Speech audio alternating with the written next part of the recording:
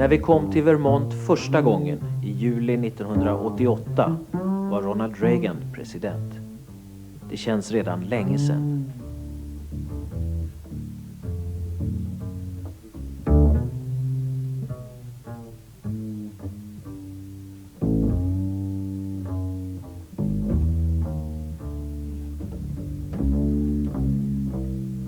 Hundra år är för mig en ofattbar tid. 100 vintrar, 100 somrar. Hur många presidenter? Hur många krig? Hur många döda?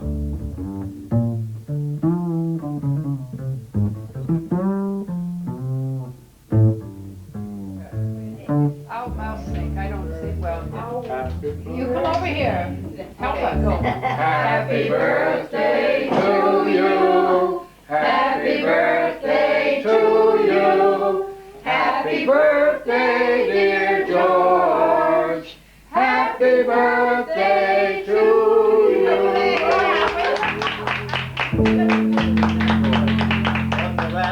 You're 3 years old, George. När George säljdes är det faktiskt så att han både minns allt och har allt att minnas. Ibland som när han berättade om mötena med Joe Hill, Lenin, Trotsky, Mussolini var det svårt att tro att han verkligen mindes. Men hans minnesbilder var lika exakta som bilderna vi sedan hittade i arkivet.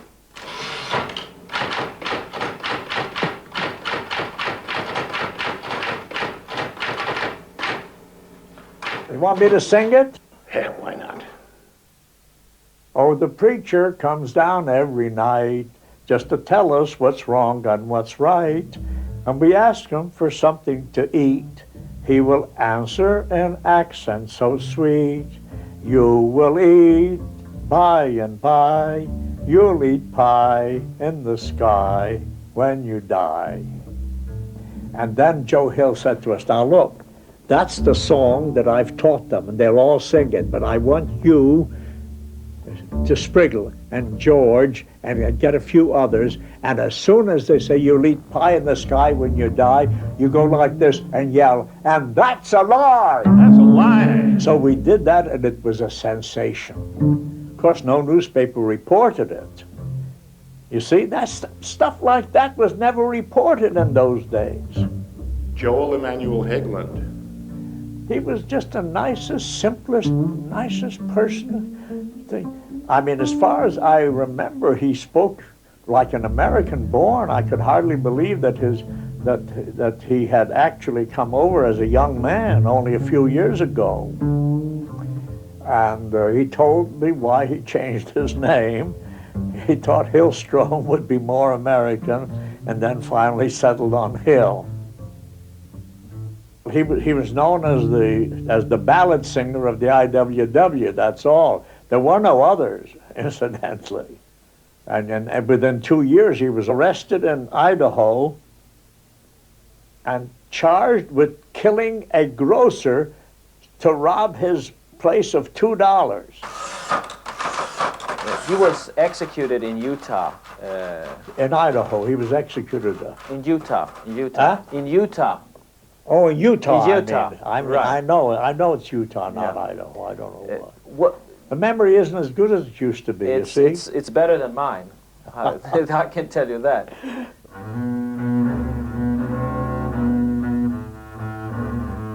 Anything up to 4. After 4 it becomes different, though. All right. Now I will go and see about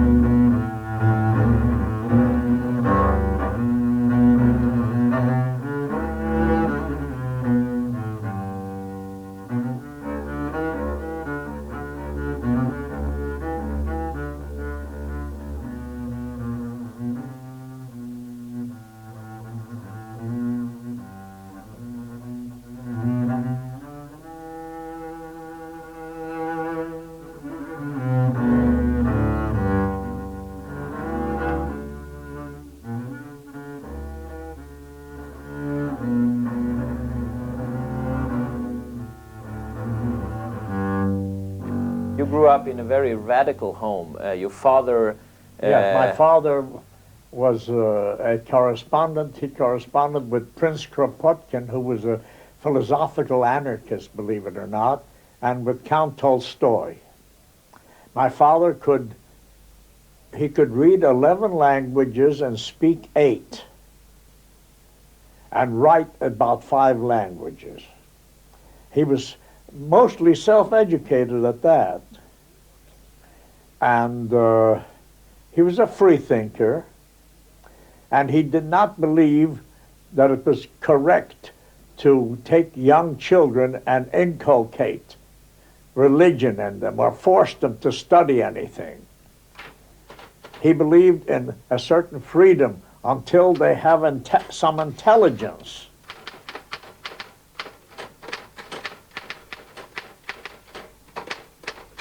He went with others, and they founded 3 colonies, utopian colonies, purely utopian, see? And in each case, as Father found out, one group got together and acted as a body, as, you know what I mean. Every vote cast was exactly alike by this group, so that they controlled everything. And guess who they were? The communists. Father was outraged. So he decided to form a 4th colony, which he called Belterre.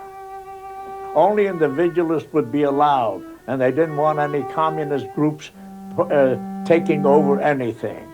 And that's how the others failed one after another, because the communists were never satisfied unless they owned the whole thing. And Father was very anti-communist on that subject.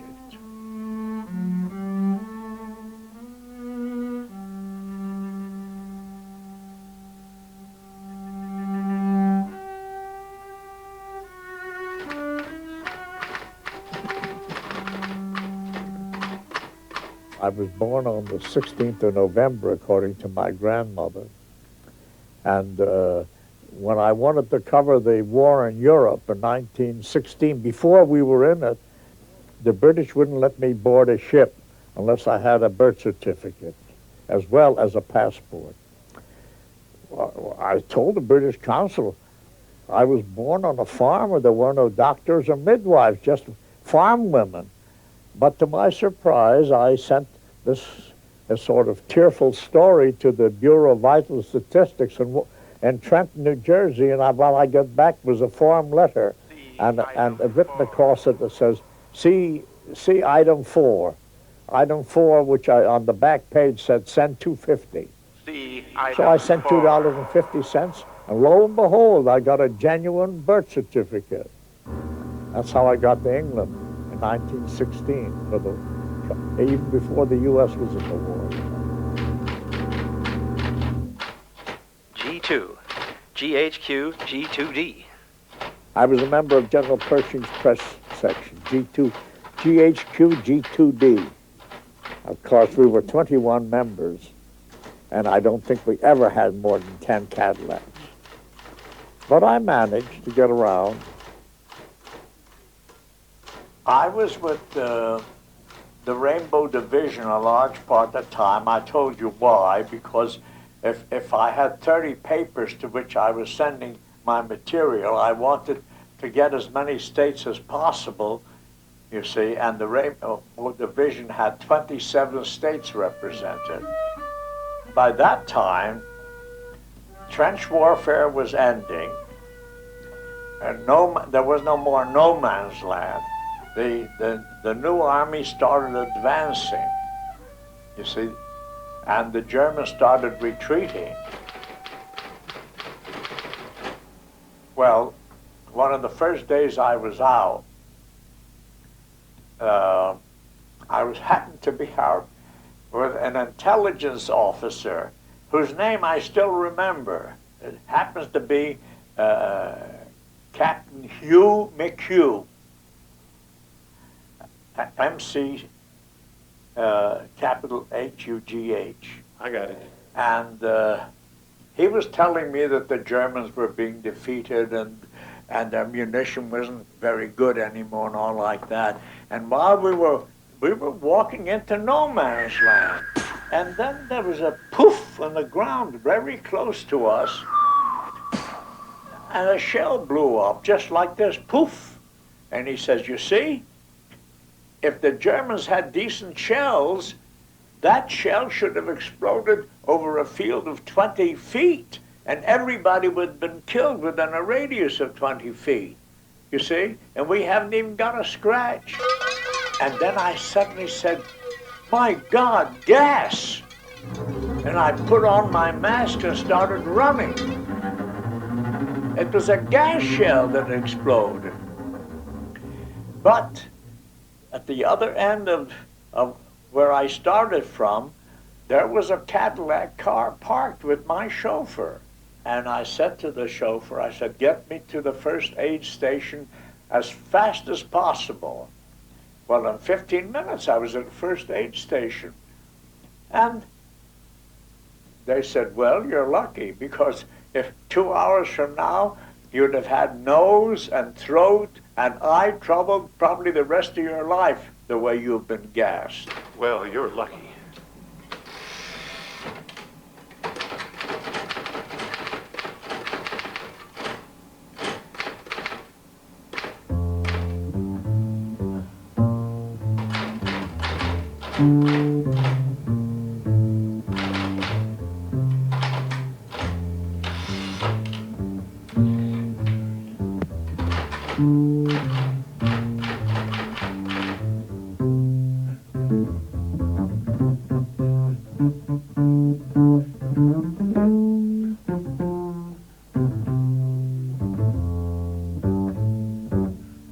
Armistice Day, when they signed the armistice, they had an agreement that any German coming to the American lines to fraternize could be punishable, court-martialed, and shot. And any American going to the German lines could be court-martialed and shot if he came back to the American lines. So I worked together with a man named Lincoln Eyre, who represented a series of papers of which the New York World was the #1. And we drove through Luxembourg, where we were received as heroes. They didn't know us, newspaper men. They didn't know us from generals, the way we were dressed, of course. And we drove right into the whole German army in retreat. And we were immediately arrested, and a German officer, he came and called some soldiers and says, take these American officers, they've broken the armistice. Take them into the woods and shoot them. And while we were there, arguing that we were journalists, and that we never carried a gun, and we were really not killing everybody or anything or something, a sailor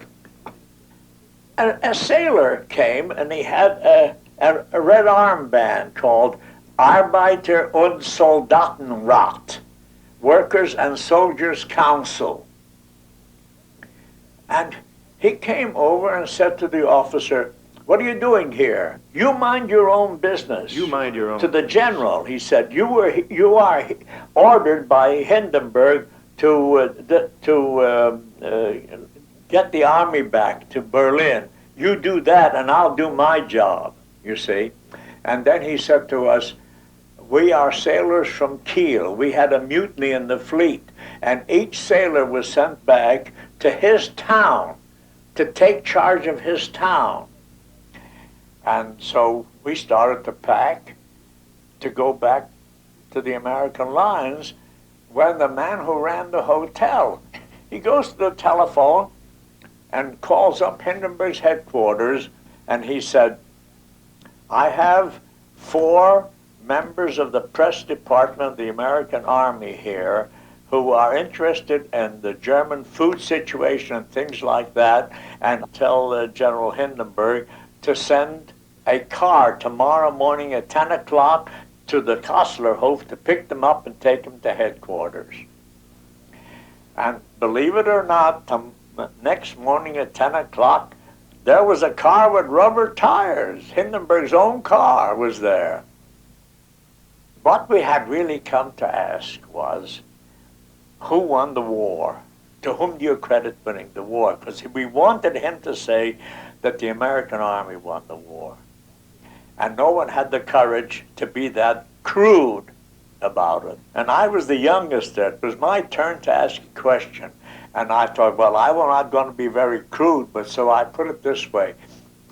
Would the general tell us what was the decisive factor that ended the war?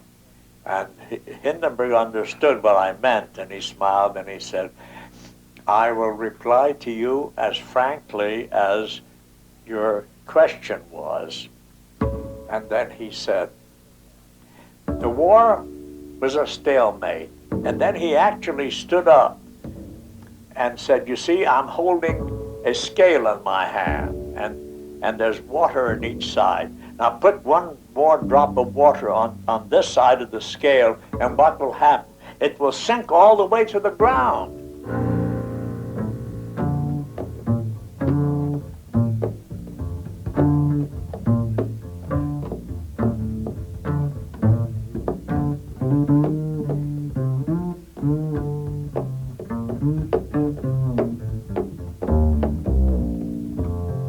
You can say that the American army and the attack on July, I think I gave the date, at the Villers-Cotterêts woods, Villers -Cotterets,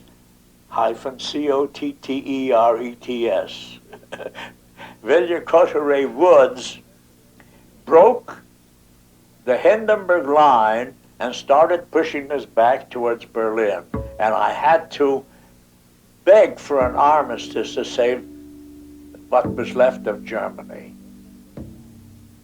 And he talked to us normally, and then after he had said that, tears came to his eyes. And then he sort of bowed, he says, mein armes Vaterland, mein armes Vaterland.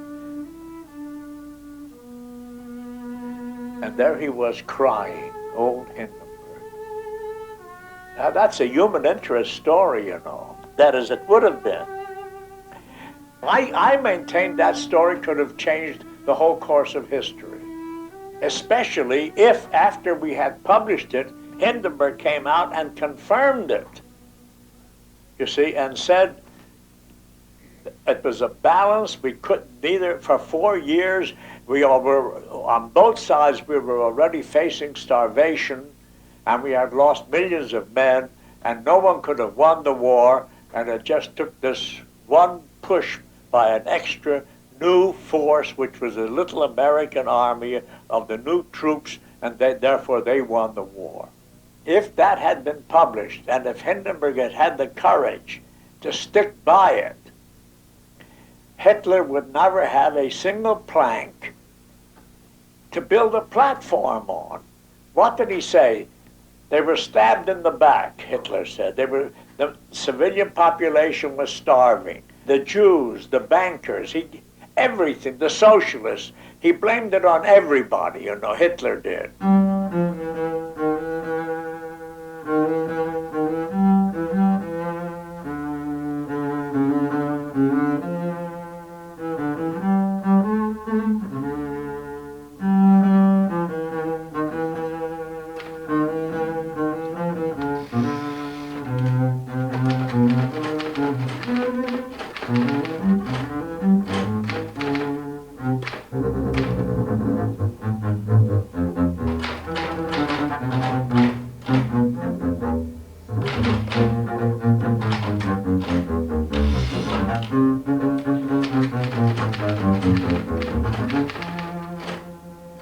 I came back to America and looked around. A friend invited me to his place. We started writing fiction stories. They came back by return mail.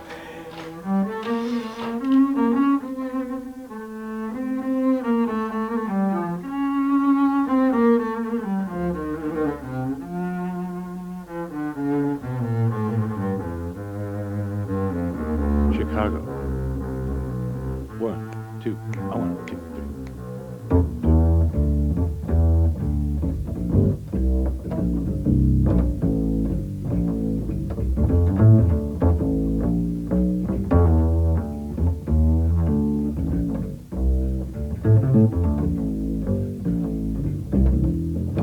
Well, anyway, because every great newspaper headed a chain of newspapers which had foreign offices, you see, covering all of Europe.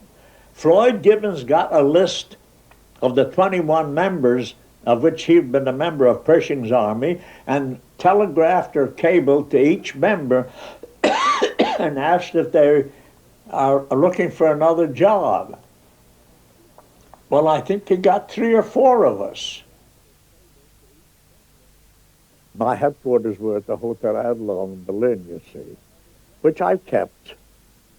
The rumor, if we never could prove it, was that it was half owned by the Kaiser. The entire downstairs was marble. The columns were onyx, and the walls were inlaid mahogany downstairs. It was the center of Berlin with the diplomats of the United States and other countries all discussing politics and doing business. It was the real center of Germany.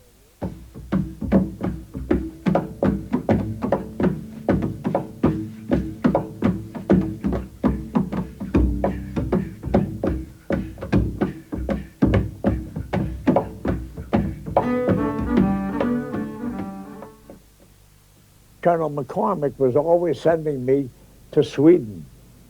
He said there are more Swedes in Chicago than there are in Stockholm.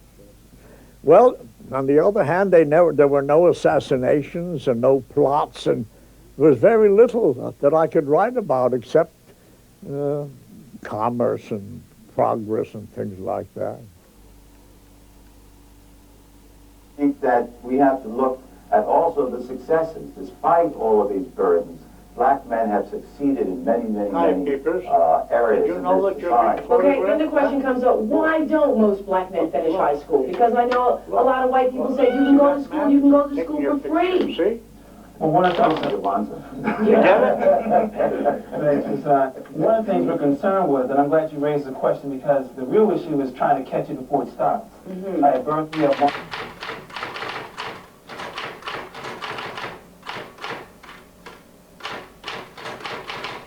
In August 22, that's when they signed the contract between it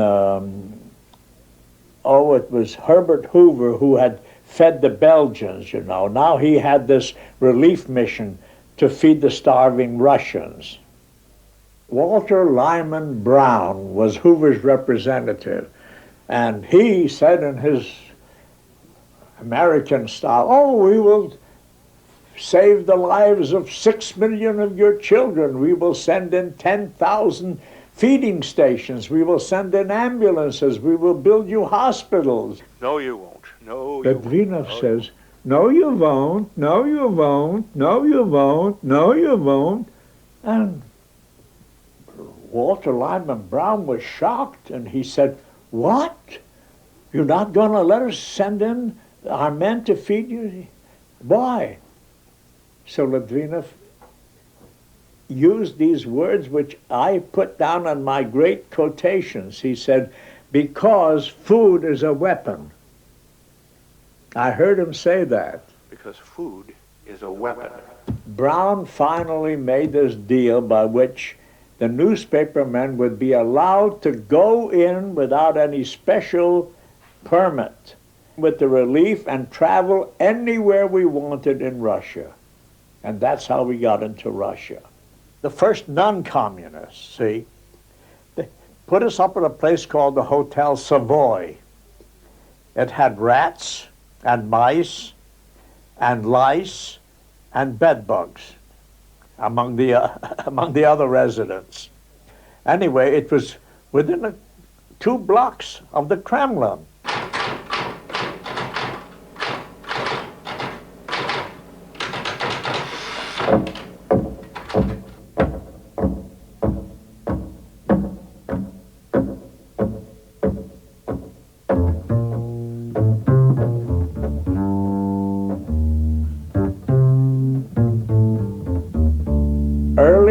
in 1922, Lenin had had a stroke and was in the hospital.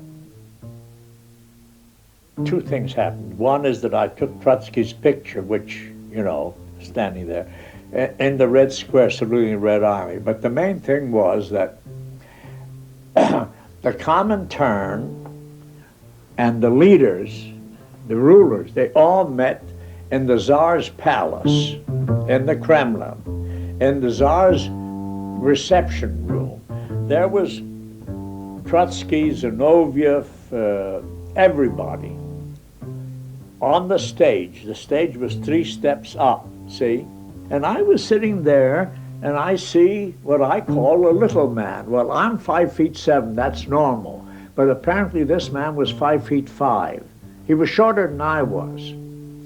And he was arguing with the soldier that he wanted to get in, and the soldier was saying, you haven't got a card. And they were getting angry. And finally someone on the stage saw it and recognized Lenin. He was out of the hospital that day.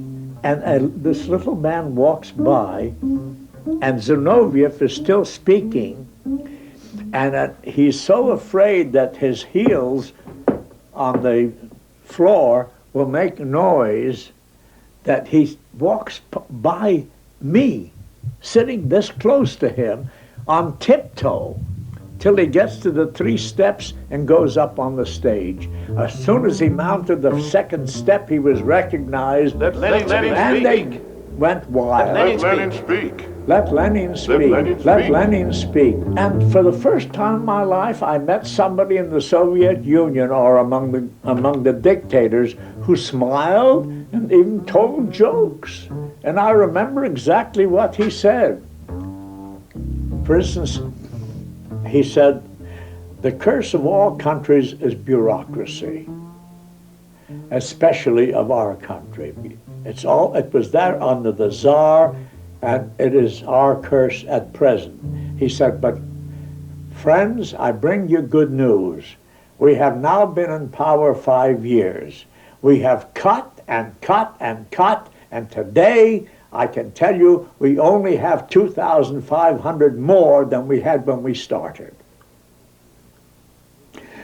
Now, there's a man with a sense of humor, you see.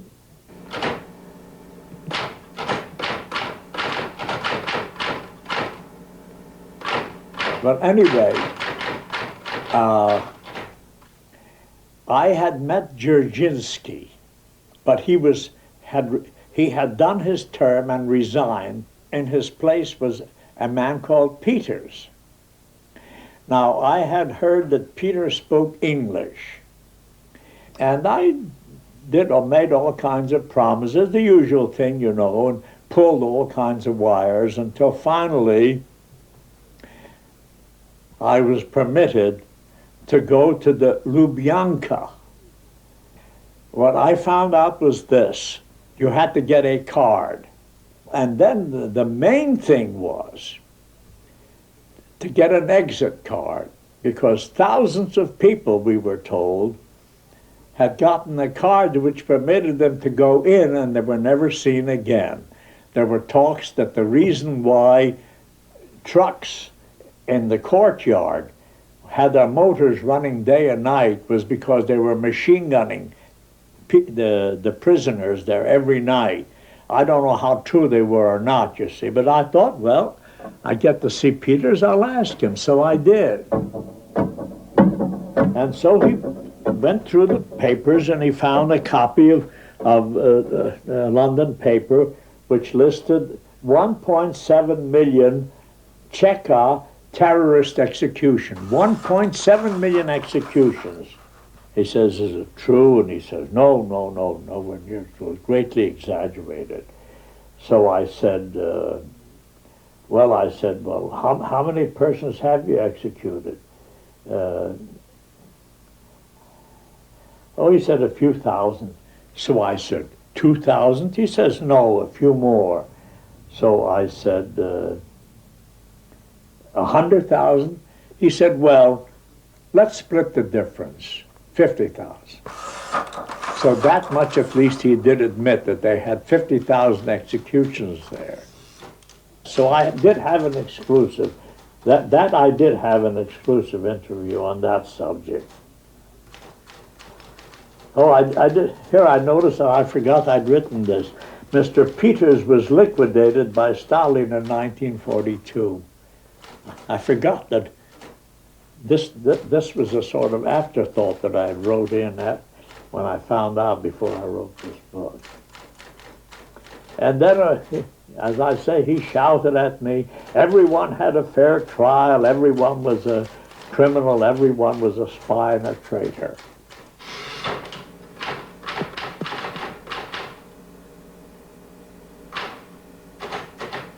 What was your position towards communism? Well, look, I have always been very favorable to all sorts of socialistic movements, which is another interpretation of Karl Marx. But I'm not in favor of any system which prohibits a second party or a series of parties. It is not the way it is supposed to be. All people aren't free, we won't believe it till it's what we see. Songs tell a lot about wrongs and some rot about what it should be. It just is, like it is whether we sing or not. Kill if you will, but if not, tell you what, there's still one thing we've got.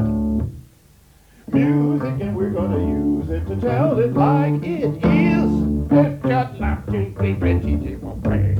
Censorship in America, just what I was going to call my book. Well,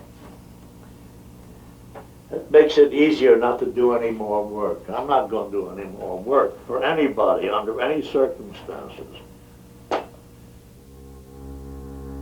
After the war, there were strange times all over Europe, strikes and threats of civil war and everything else. A strike was called at the Fiat Works, which I think is in Torino. I remember Mussolini very well at these meetings. And he was a nice, friendly person.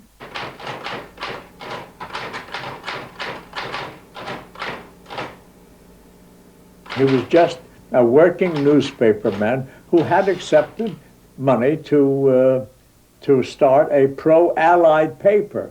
So we sort of, I guess we sort of forgave him the fact that he was a bribed journalist, which we should never have done. But because he helped our side. He helped get Italy into the war on the Allied side, which helped destroy the Kaiser's armies, you know. So we were friendly. And every day for a week or two during the main part of the strike, we exchanged information and worked together, you see.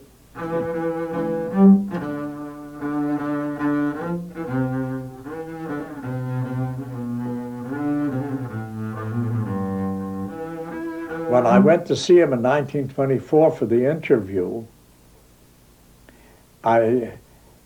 I knocked on the door and a voice said, "Avanti." It means forward march, like an army signal. And there in a room which was about 60 feet by 60 feet, totally empty, except in one corner a desk and one man sitting there. That was Mussolini. He had become the Duce, very proud of himself and very dictatorial. But he treated me entirely as a stranger and talked to me entirely as a stranger. The only interesting thing that I really got out of him was, he said, "I'll talk to you about anything except politics. If you want, I'll talk to you about my love life, you see, or my musical education." Of course, what I wanted to talk to was fascism, and you see, and so when we got around, I had to talk to him and ask him the things he wanted me to ask him. So I said something about, he said something about that he plays the violin every day and all like that. I said, who's your favorite? He says, the only great composers are Italians. My favorite composer is Vivaldi. Well, I didn't get the feeling that he was a dangerous man. Extra, extra. Fascisti outsell this for his Tribune cable. He had betrayed everybody so far.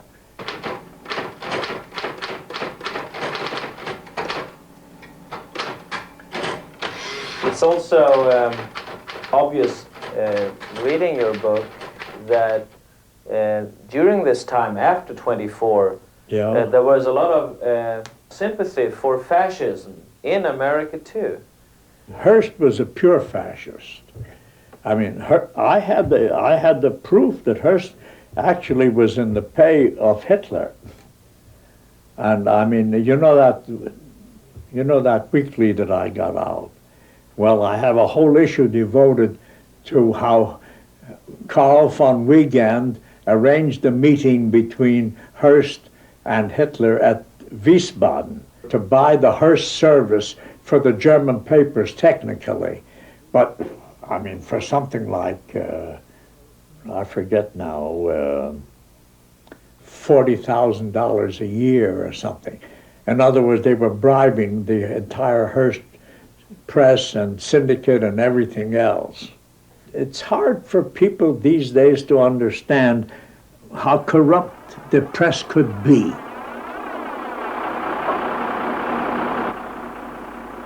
I see somebody walk by there or a bird fly. Must have been a bird flew tomorrow. I thought it was somebody walking by very fast.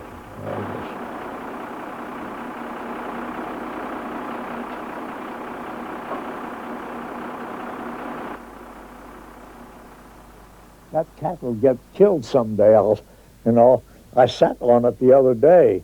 It had crawled under all the bed sheets to the warmest place where I had been taking a nap, you see, and I went and sat down. Then if I'd sat down right on her back, I could have probably broken her spinal cord.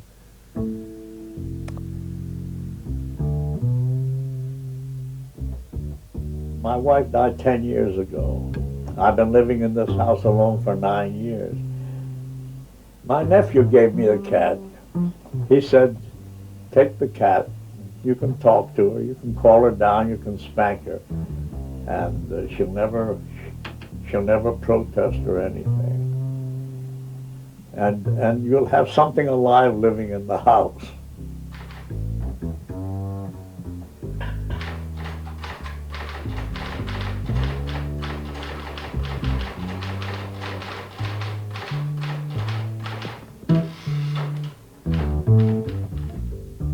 In those days in Paris, you know, there wasn't a big American colony. Whenever someone gave a party of some sort, I mean, you could bring somebody with you.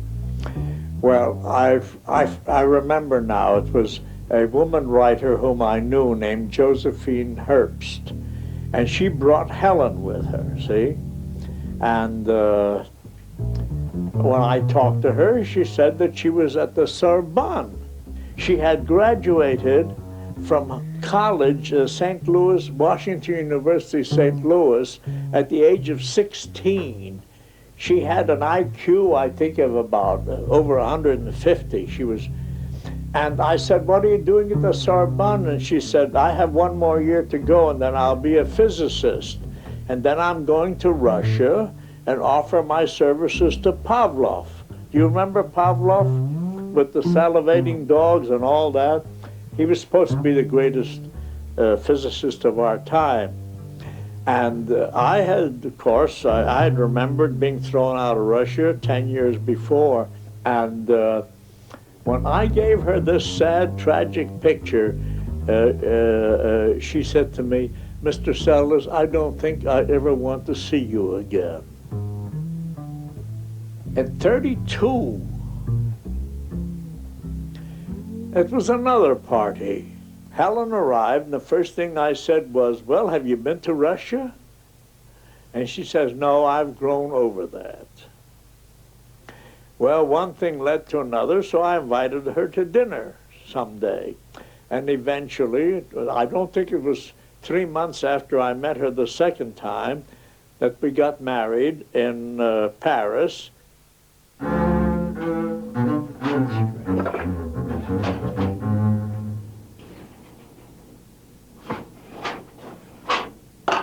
And she knew I'd been a newspaper man. At that time, I'd already written 3 books, you see. She says, look, George, but we'll have to agree on one thing. Only one civilized martini a day and no other drinking. I had never either smoked or been a drinker until I went to work in a newspaper office. And then I saw all the big editors puffing cigarettes, going to the saloon after the day's work and taking 2 or 3 beers. And I wanted to be so much like them that I learned how to drink beer and how to smoke cigarettes. Shall I give you the best toast in the world? It's written there. Salud y amor y pesetas. Y tiempo para disfrutarlos.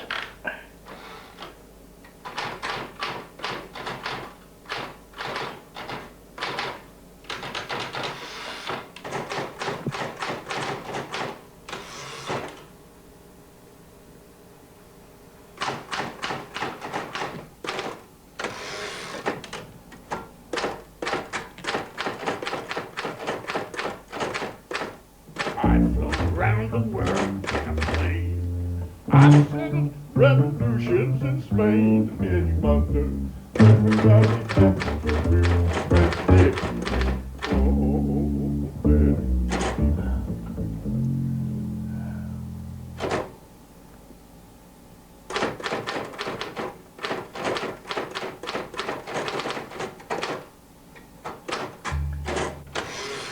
If you could change one thing in history, what would you change? I would change the whole history of the Spanish War. The whole world, the press of the whole world put the red flag on them, and therefore if they were Reds, anything was justified and they were crushed. Would you say that the Spanish Republic was lost? The greatest crime of the world press was the red baiting of the Spanish Republic, which caused its ruin, complete ruin. Would the truth, if it had come out in the press, have changed the course of the war? Well, we would have supported the Republic against fascism. When Claude Bowers, the U.S. ambassador to Spain, came back after the war, he walked into President Roosevelt's office, and he hadn't gotten halfway across the room when FDR said, Claude, we were on the wrong side in the Spanish War. He knew then.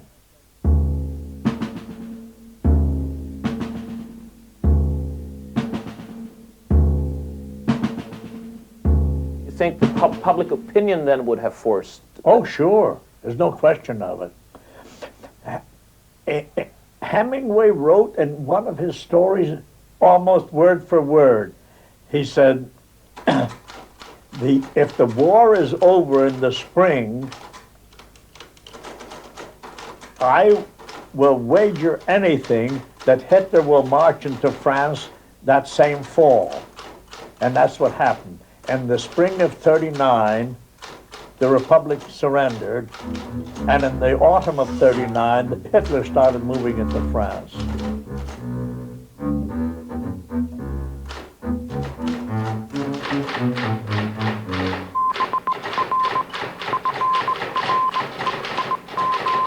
You write about Hemingway, an interesting thing. Oh, that Cableese. Cableese. Well, that was 1922. Cableese is when you take a news item You see, and you shorten it in order to save money. That's all it was. So you shorten words, you see, and join up words as far as you can.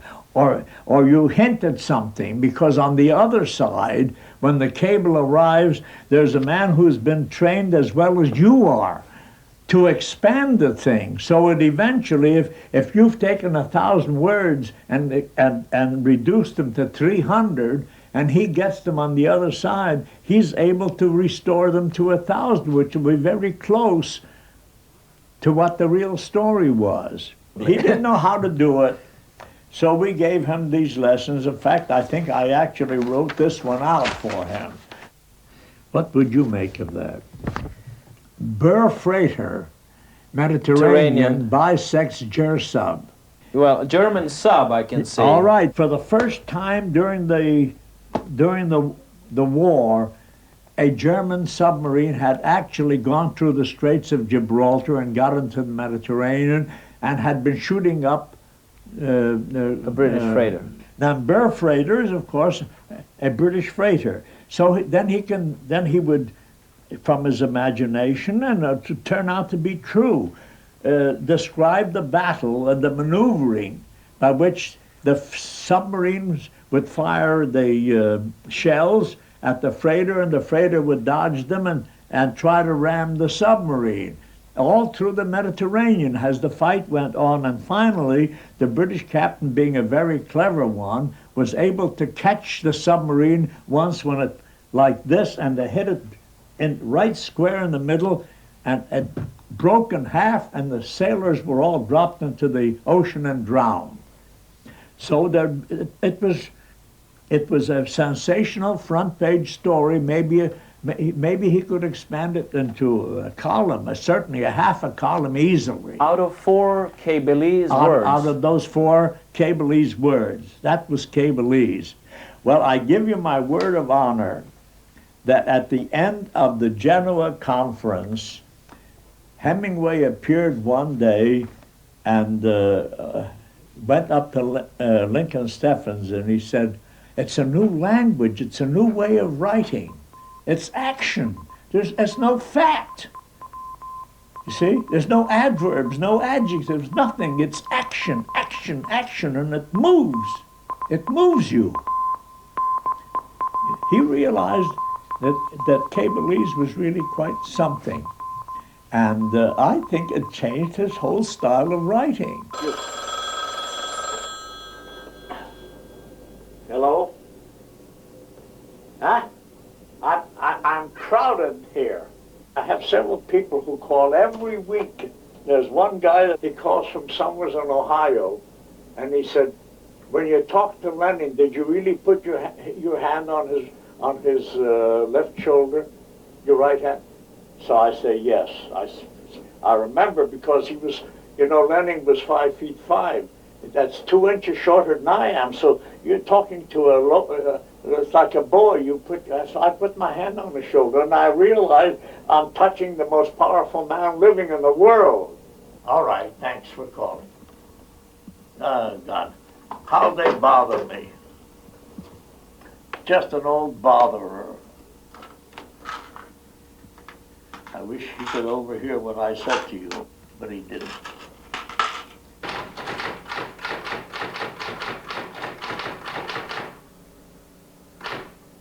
How did the mechanisms of suppression work in the 40s, and what kind of news were regularly suppressed that you could print in fact? Well, look, for instance, the New York Medical Association or the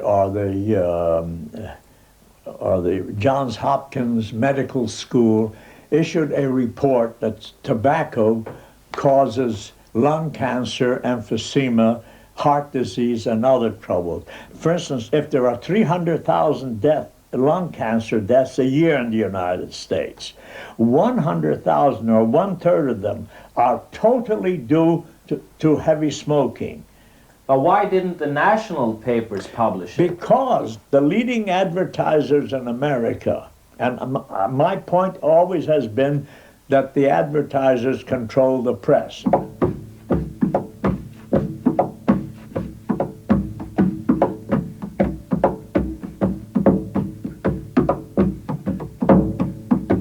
the tobacco industry, which at that time was spending close to $1 billion a year on advertising, today, it might interest you to know, has raised its price to $2 billion a year. Now, they tried to kill me by boycotting me, and when that didn't work, then they actually started to attack me and call me an agent of the communist conspiracy. A crooked journalist named Fred Woltman, he wrote a piece in the World Telegram saying that I was being paid a weekly pay from I forget what she said, either the Soviet embassy in Washington or the Soviet consul in New York was paying me weekly money.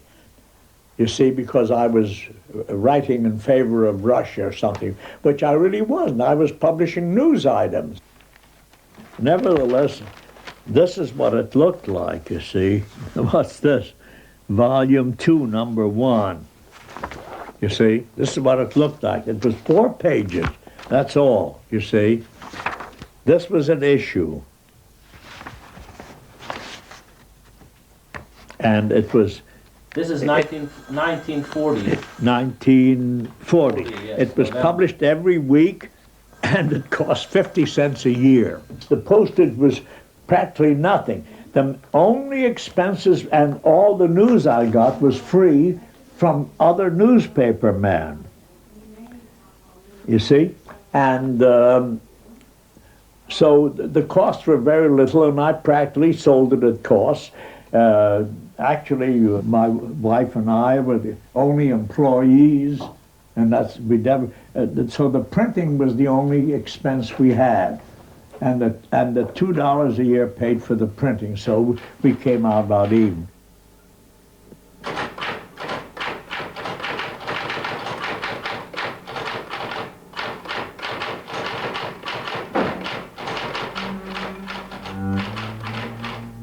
There's quite a number of people here who still remember Helen, and she's been dead now for 10 years. Buried right here under the birch tree, ashes, with her cat. And the next, there's a white cross for Helen and an unpainted cross for the cat right there under the tree. And I have a cross for myself in my desk. I had a friend who liked to carve them, and he made me all these. And I've told my neighbors, if I should get a heart attack or something pass away suddenly, cremate the body and either scatter the ashes under these birch trees, or if they come back in an urn or something, bury it right next to Helen.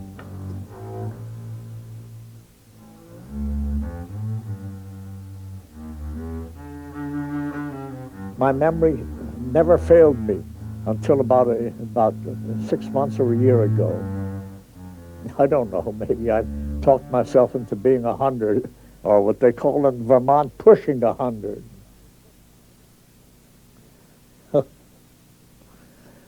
I'll tell you the best Vermont story I've heard in years. A man about my age in the 90s, his great-great-great-great-great-great-grandnephew runs up and says, "Uncle, I just got a terrific tip on Wall Street." He says, "You can put $1,000 in this year, and in 10 years you'll be a multimillionaire." And this old man says, who was far in his 90s, he says, "Me in my 90s to look ahead 10 years? Or 1 year?" He said, I've been in habit of looking ahead for about a month. Lately, I've turned to looking ahead for a week. But today, I felt I'd better stop buying green bananas. You think it's pretty good?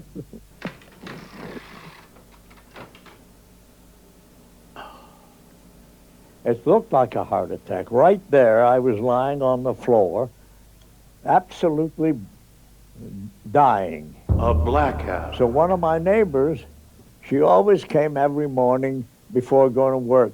She thought it was strange. She walked in and found me lying there. She phoned the ambulance and said, I don't know if this man is alive or dead, but I'll drag him into my car, put him on the back seat, and I'll meet you halfway. The ambulance comes from Woodstock.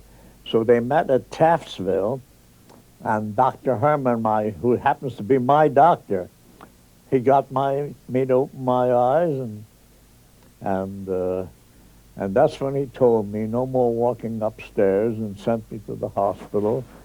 And I had this pacemaker put in, all like that. Just a mere matter of $14,000. Okay, we'll see you in the morning then. Okay. On demand, as we say. On demand. Okay. Oh. All right. Bye-bye. Mañana. Yeah. Mañana.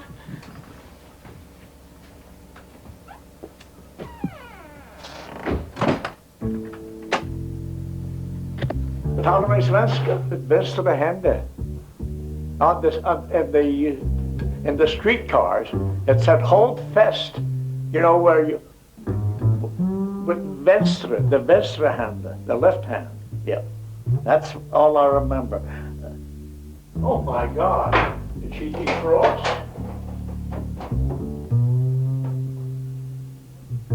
She should have, if she's gonna defrost, she should have stayed here.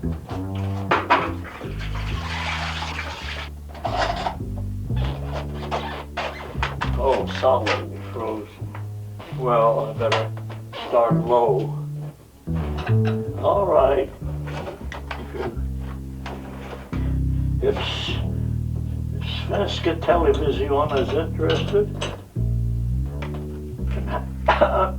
in this, it's okay with me.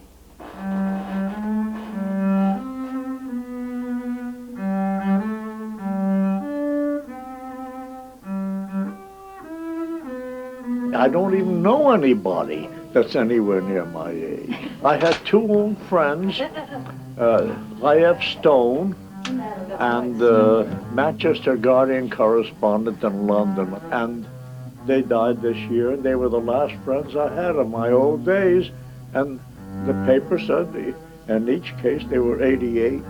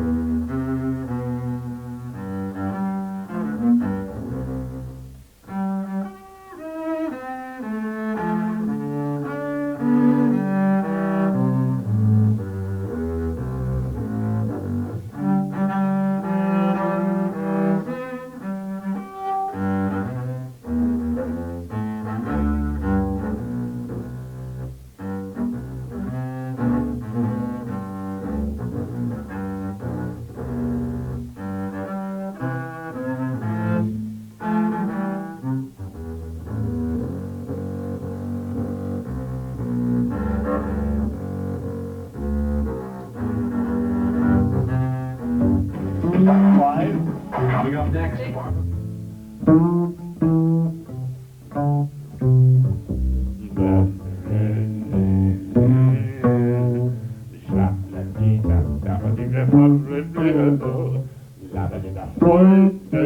Dear George, happy birthday to you. Mark would call Trace.